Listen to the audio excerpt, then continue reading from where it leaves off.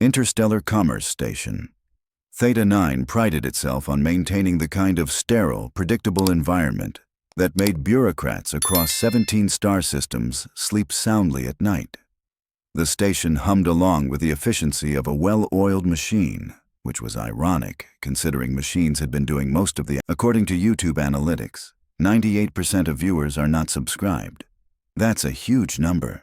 By subscribing the channel that is completely free, you'll help support the channel and never miss fresh content. Actual work for the past 3 centuries. Thousands of species mingled in its corridors daily, conducting business, filing forms in triplicate, and generally pretending that paperwork was somehow less tedious when transmitted via quantum relay instead of actual paper. Security Chief Vornalike stood in the central monitoring hub, his 4 eyes scanning holographic displays with the kind of practiced boredom that came from watching absolutely nothing happen for 6 hours straight. The Kixtari had evolved on a planet where predators attacked from multiple angles simultaneously, which made his species excellent at surveillance work and absolutely terrible at surprise birthday parties.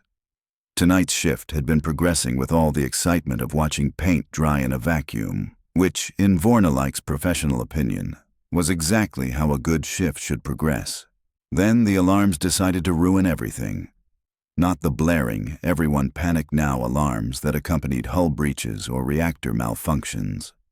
No, this was the subtle, insidious chirping that indicated unauthorized life signs detected in a restricted area. The kind of alarm that meant paperwork, mountains of paperwork, possibly even interdepartmental memos, which were worse than paperwork because at least paperwork didn't passive-aggressively question your competence while CCing your supervisor. "Computer, specify location and nature of breach," Vornalike commanded, already feeling the onset of what humans called a headache, though his species experienced it as a dull throbbing in their secondary cranial lobe. The station's artificial intelligence responded with the chipper helpfulness of a system that would never have to actually deal with the consequences of its reports. Unauthorized biosignatures detected in Sector 7, Administrative Wing, Level 12. Classification, multiple small-form mammals, estimated mass, insufficient for standard security protocols. Vornalike's left foreclaw twitched, a Kixtari gesture roughly equivalent to a human rubbing their temples. Multiple small mammals in the Administrative Wing, at 2300 hours station time. Affirmative, Chief. Thermal signatures indicate 4 distinct life forms, approximate age juvenile, currently stationary. Stationary, Vornalike repeated, as if saying it again might make it make more sense. They're just sitting there. Biosigns indicate minimal movement consistent with rest state, possibly sleeping. Because of course they were. In Vornalike's 2 decades of security work, he had dealt with smugglers, saboteurs, diplomatic incidents that nearly sparked interstellar wars, and one memorable occasion involving a Helix ambassador and what turned out to be a very misunderstood cultural greeting. Never once had he encountered juvenile mammals taking a nap in a restricted administrative zone. He activated his comm unit, routing to the night patrol team. "This is Chief Vornalike to Unit 7. We have a situation in Sector 7, Level 12. Possibly biological contamination, possibly a scanning error, definitely something that's going to require a report." The response came from Officer Threx, a Mandorian whose species had the peculiar trait of finding danger exciting rather than concerning. Unit 7 responding. Nature of threat? Unknown small mammals. Treat as potential biohazard until identified. Full scanning equipment, containment protocols, and for the ancestors' sake, bring the diplomatic handbook. If these turn out to be someone's offspring, I want chapter and verse on proper species interaction before we cause an interstellar incident by accidentally offending someone's progeny. Acknowledged. En route. Should we alert medical? Vornalike considered this. Dr. Kellis was currently on duty, and the Praxian physician had a tendency to turn minor situations into comprehensive health and safety reviews that could shut down entire sections for days. On the other hand, if these creatures carried pathogens compatible with the 1,700 species currently aboard the station, they'd need medical anyway. Put medical on standby. Don't wake the doctor unless we confirm contamination risk." As Unit 7 acknowledged and signed off, Vornalike pulled up the schematics for Sector 7's administrative wing. Level 12 housed primarily human administrative personnel, which immediately made everything simultaneously more and less complicated. Humans had been part of the galactic community for 73 years now, and in that time, they had developed a reputation for being simultaneously brilliant and baffling. They could engineer solutions to problems that had stumped civilizations for millennia, then turn around and do something so inexplicably bizarre that xenopsychologists wrote entire dissertations trying to explain the behavior. The thermal readings showed the 4 small signatures clustered in one location, their body temperatures elevated but stable. Surrounding them, a larger heat signature that the system had initially dismissed as standard background readings from office equipment. Vornalike enhanced the scan, frowning as the larger signature resolved into unmistakably organic patterns. "Computer, analyze large thermal signature in proximity to unknown life forms. Signature consistent with adult human female, seated position, elevated core temperature within normal parameters for species. Subject appears to be working at standard administrative workstation. There's a human sitting at her desk at 2300 hours? Affirmative. Time logs indicate subject has been present for approximately 9 hours, without break." Of course she had. Humans possessed this absolutely deranged approach to work schedules that other species found either admirable or deeply concerning, depending on one's perspective on labor relations. While most species had evolved past the need for extended work periods once they developed sufficient automation, humans seemed to take some kind of perverse pride in what they called work ethic, which apparently meant voluntarily spending more time doing work than was strictly necessary or healthy. The comm crackled again. "Unit 7 to Chief. We're approaching Sector 7 now. Scanners confirm 4 small biosignatures and 1 human. The human life signs are registering as calm, no distress indicators. Maintain caution. We don't know if the human is aware of the other life forms or if they pose a threat. Chief, preliminary scans suggest the unknown life forms are in direct physical contact with the human." Vornalike felt that secondary cranial lobe throbbing intensify. "Say again." "The small mammals appear to be on or immediately adjacent to the human's body. Thermal imaging suggests they're under some kind of covering." "Covering? What kind of covering?" There was a pause, the kind of pause that preceded explanations that no one wanted to give or hear. "Unclear. It appears to be part of the human's clothing, possibly a containment garment or carrying apparatus." A carrying apparatus. The human was wearing the mammals. Vornalike accessed the station's database, pulling up human clothing customs, which proved to be a rabbit hole of confusion involving fashion, function, and something humans called athleisure that defied all rational categorization. His search for garments designed to carry small animals yielded approximately 3,000 results, ranging from practical harnesses to decorative accessories to items that seemed designed purely to make the animals look ridiculous for human amusement. "Proceed with contact. Standard diplomatic protocols. If the human is voluntarily carrying these creatures, we need to determine if they're registered dependents, pets, or something we haven't classified yet." "Understood. Approaching target location now." Vornalike switched his primary display to Unit 7's body camera feed. The corridor outside the administrative offices appeared empty, illuminated by the dim nighttime lighting that most species found adequate but humans constantly complained, made everything look like a horror movie. Officer Threx moved forward with 2 other security personnel, their scanning equipment painting the hallway in overlapping fields of sensor data. The door to Office 247 stood partially open, warm light spilling into the corridor. Through the gap, Vornalike could see the edge of a desk, a holographic display showing what appeared to be supply requisition forms, which explained why the human was still here at this ungodly hour. Requisition forms were the bureaucratic equivalent of a black hole, capable of consuming infinite amounts of time and energy while producing minimal observable results. "This is station security," Officer Threx announced. his translator rendering the words in Standard Galactic. "We're responding to unauthorized biosignatures in this sector. Please identify yourself and remain calm." The holographic display flickered off. A chair creaked. Then a voice responded, female and distinctly human, with that particular tone that suggested someone who had been caught doing something they weren't technically supposed to be doing but wasn't actually sorry about it. "Oh, hi. Is this about the requisition for the environmental controls? Because I submitted that 3 weeks ago and I was told it was approved, so if there's a problem with the paperwork, I can pull up the confirmation codes." Officer Threx exchanged glances with his team members, a gesture that transcended species and universally meant, "What do we do now?" "No, ma'am. This is about the unauthorized life forms detected in your vicinity. May we enter?" Another pause. Longer this time. When the human spoke again, her voice carried that careful neutrality that people used when they knew they were about to explain something that sounded much worse than it actually was. "Define unauthorized?"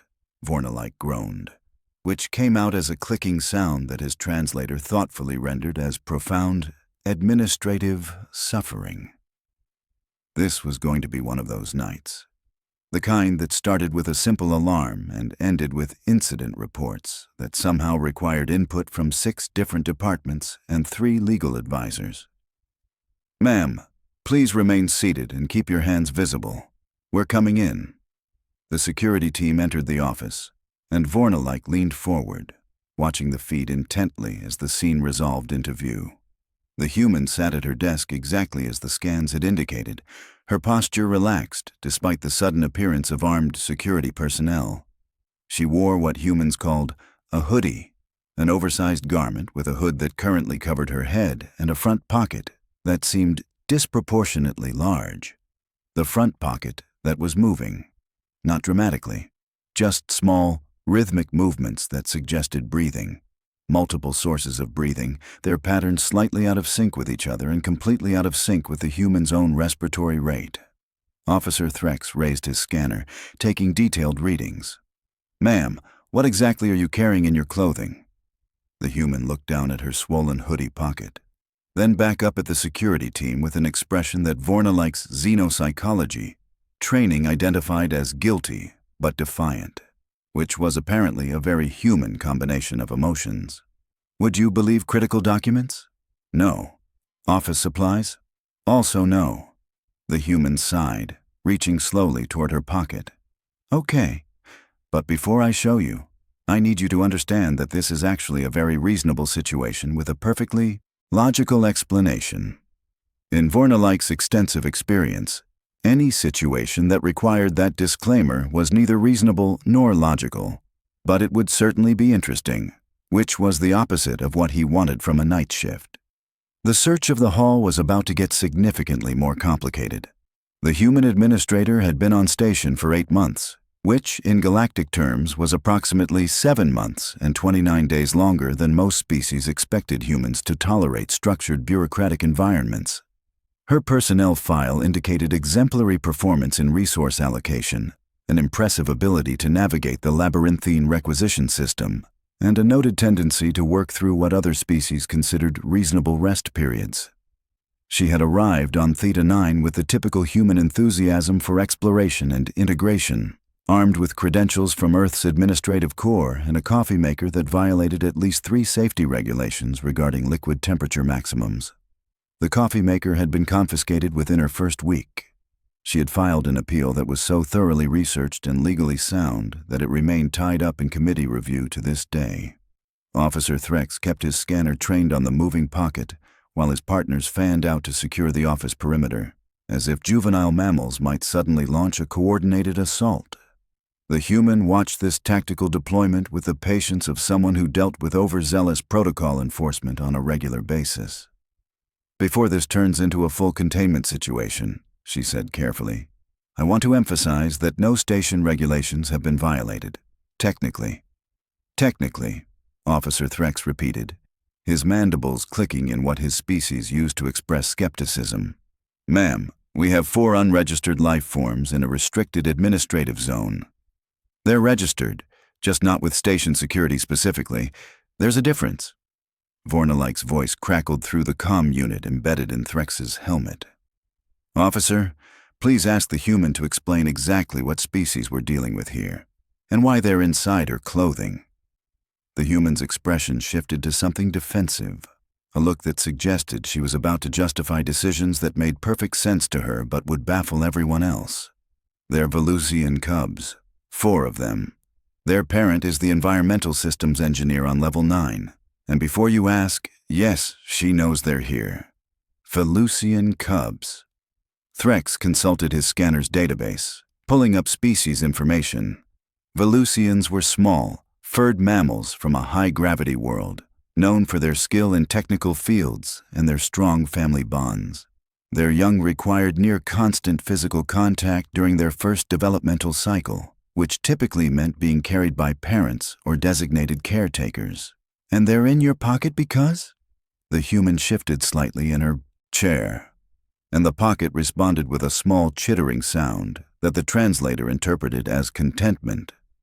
Their mother had an emergency repair call 3 hours ago, coolant leak in Sector 12.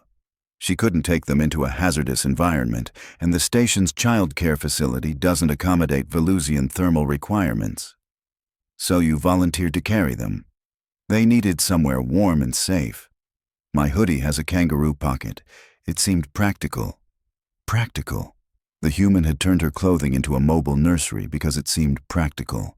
Vornalik felt that headache migrating to his tertiary cranial lobe, which was where Kixtari stored their capacity for dealing with situations that defied standard operational procedure. Officer Threx lowered his scanner slowly, processing information that his training had not adequately prepared him for. You've been sitting at your desk for 9 hours with 4 infant Valucians in your clothing. 8 hours and 47 minutes, the human corrected, as if precision somehow made the situation more reasonable. And they're not infants, they're cubs. There's a developmental distinction. A distinction that doesn't explain why you triggered a security alert. The human had the grace to look slightly embarrassed. That's probably my fault. I filed an environmental adjustment request for this office about 6 hours ago. Increased temperature, elevated humidity. The cubs needed optimal conditions, and station standard is too cold for their metabolic requirements. Vornalik's voice crackled through the comm again, edged with the particular exhaustion that came from watching a simple situation metastasize into administrative complexity. Let me understand this correctly. You requisitioned environmental changes to accommodate unauthorized occupants without filing proper biological presence notifications. The requisition was approved. I have the confirmation code. That's not the point. Then what is the point? Because from my perspective, I saw a colleague in need, had the capacity to help, and took action. Isn't that what cooperation between species is supposed to look like?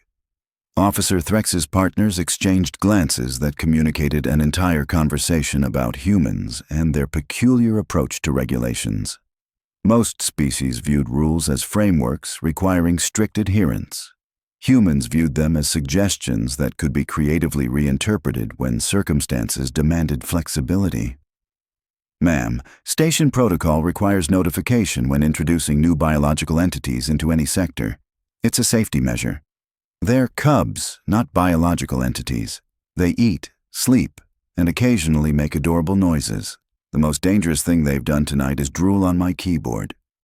As if responding to being discussed, one of the cubs shifted in the hoodie pocket, producing a sound somewhere between a purr and a squeak. The human instinctively placed a hand over the pocket, gesture so naturally protective that it transcended species boundaries. Officer Threx, who had 3 offspring of his own back on the Mandorian homeworld, recognized parental behavior when he saw it. "May we see them?" he asked, his tone shifting from official to curious. The human hesitated, then carefully reached into her pocket. What emerged was a creature roughly the size of a human fist, covered in soft gray fur with oversized eyes that blinked sleepily at the sudden attention. It made a questioning chirp, tiny paws flexing as it oriented itself. "This is the oldest," the human explained softly. "The others are still sleeping. They've had a long day." The cub yawned, displaying a mouthful of non-threatening teeth, then immediately curled against the human's palm, seeking warmth. She supported it with practiced ease, as if she'd been handling Valucian young for years rather than hours. Officer Threx's scanner indicated the cub's vital signs were optimal, stress levels minimal, overall health excellent. Whatever unconventional child care arrangement this was, it appeared to be working remarkably well. "How did you know how to care for them?" he asked. The human shrugged, a gesture that managed to convey both nonchalance and competence. "Their mother gave me basic instructions: feed them every 3 hours, maintain body heat, provide secure containment, pretty universal mammalian requirements." "And you just agreed to do this while maintaining your regular work duties?" The requisition forms weren't going to file themselves. Besides, they've been excellent company. Very quiet, much better than the usual office atmosphere. Vornalike made a sound through the comm that his translator rendered as deep administrative resignation. "Officer Threx, assess the situation and file a preliminary report. I need to determine if we're looking at a protocol violation, a child care emergency, or just humans being humans again." "Preliminary assessment suggests option 3, Chief." "That's what I was afraid of." The human gently returned the cub to her pocket, where it immediately burrowed against its siblings, resuming whatever dreams occupied young Valucian minds. She looked up at the security team with an expression that dared them to argue with results.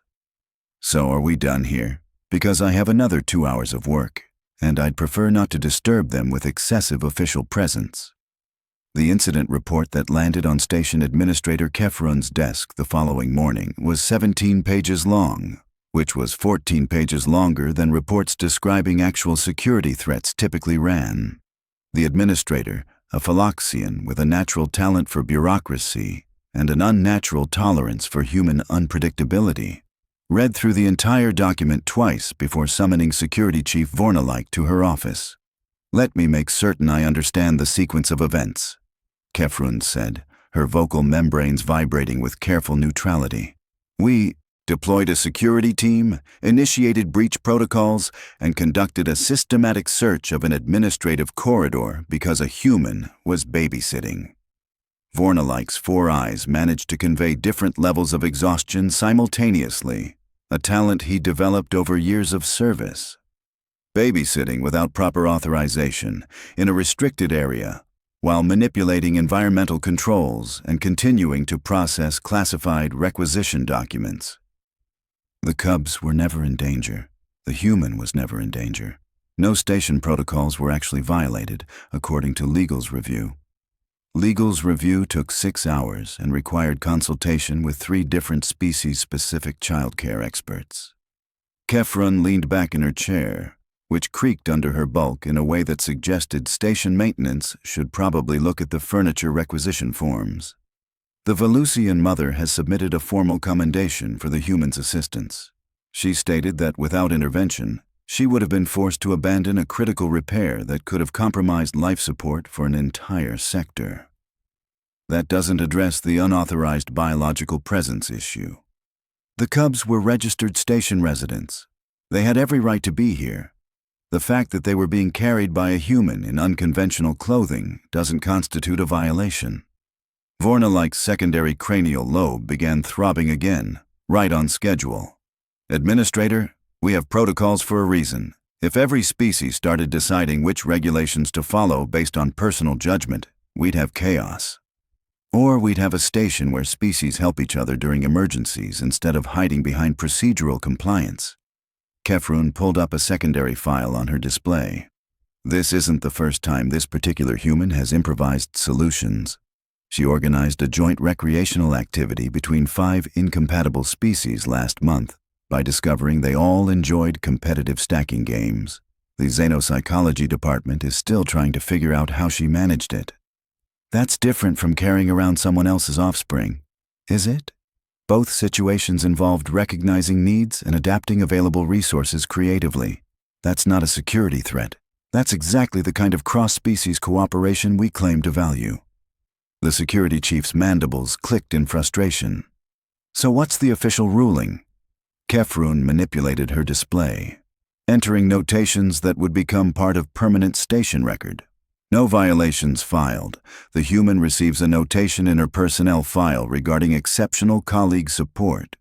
Security protocols remain unchanged, but we're adding an exemption clause for emergency childcare situations involving registered station dependents. An exemption clause because humans can't follow simple notification procedures. Because rigid adherence to procedure can sometimes create more problems than it solves. You should appreciate that, Chief. How many times have you had to file emergency protocol deviations during actual crises? Vornalike couldn't argue with that logic, which made it more irritating. And if other species start demanding similar exemptions, then we evaluate them on individual merit, exactly as we're doing now. That's called adaptive governance. Kefrun's vocal membranes shifted to a tone that suggested the conversation was approaching its conclusion. The human in question has returned to her normal duties. The cubs have been reunited with their mother. The environmental systems are functioning properly because repairs were completed on schedule. From an administrative perspective, this is a success story. From a security perspective, this is a precedent that's going to cause me headaches for years. Welcome to interspecies cooperation, Chief. It's messy, unpredictable, and frequently requires us to question assumptions we didn't know we were making. 3 levels below the administrator's office, the human in question sat at her desk, processing the same requisition forms that had occupied her attention the previous night. Her hoodie was notably less bulky today, containing only herself and a portable heating unit she'd requisitioned that morning. The requisition had been approved in record time, possibly because nobody wanted to risk another incident involving creative problem-solving. Her workstation comm chimed with an incoming message from the Valucian engineer. The text was brief but heartfelt, expressing gratitude in the precise technical language that Valucians preferred. Attached were images of the 4 cubs, now safely back in their home environment, along with an invitation to visit whenever the human's schedule permitted. She smiled, filed the message in her personal archive, and returned to her work. Somewhere in the vast complexity of station administration, another requisition needed processing, another interdepartmental communication required careful translation, another problem waited for someone willing to look past established procedure and ask what actually needed to happen. The humans had been in space for 73 years, and in that time, they'd learned to navigate jump gates, negotiate trade agreements, and master technologies that had taken other species millennia to develop.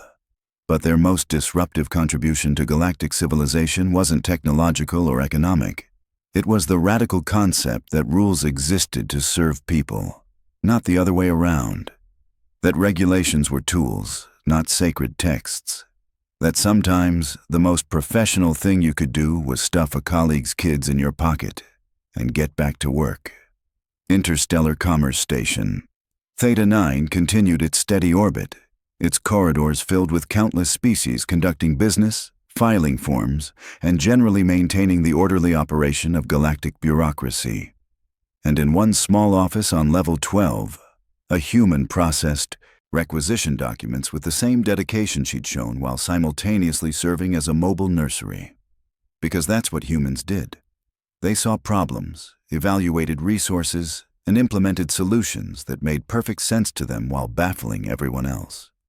The galaxy was still trying to decide if that was humanity's greatest strength or most dangerous liability. The humans, predictably, were too busy actually solving problems to care about the distinction.